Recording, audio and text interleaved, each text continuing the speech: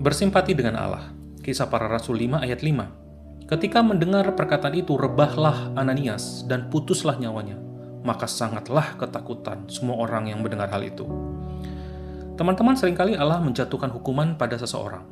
Dan reaksi alami kita adalah bersimpati kepada orang yang sedang dihukum. Tapi sebenarnya kalau Allah sudah bertindak dalam penghakiman, simpati kita seharusnya berpihak kepada Allah. Hanya Allah yang tahu seluruh kepentingan yang sedang dipertaruhkan. Hanya Dia yang tahu keadaan penuh yang membuat murkanya jatuh atas orang yang sedang dihakimi. Kisah Ananias dan Safira adalah salah satu cerita yang paling membingungkan di Perjanjian Baru.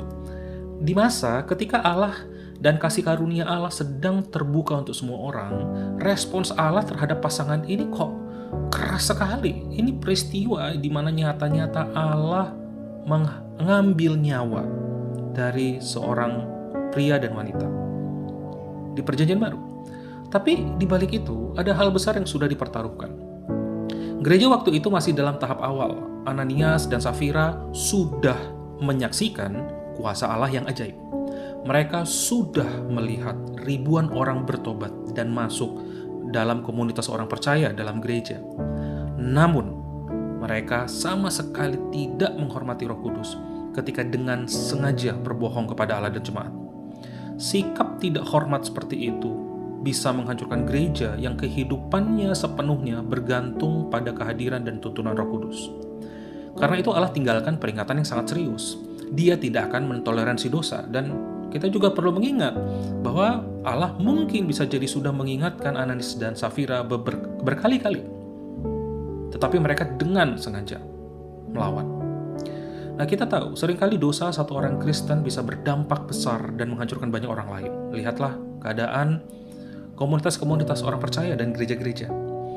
Dan ada saatnya Allah memilih untuk menghukum dosa dengan sangat keras, supaya menjadi peringatan bagi orang lain. Firman Allah berkata, "Sungguh mengerikan kalau jatuh ke dalam tangan Allah yang hidup." Ibrani 10 ayat 31.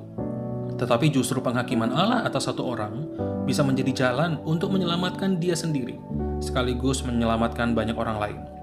Jadi ketika Allah sedang menghakimi orang lain, sebaiknya kita juga berhati-hati, waspada dan periksa hidup kita sendiri. Allah tahu apa yang sedang dipertaruhkan, dan Dia cukup mengasihi anak-anaknya untuk memberi peringatan keras akan bahayanya dosa. Tuhan Yesus memberkati.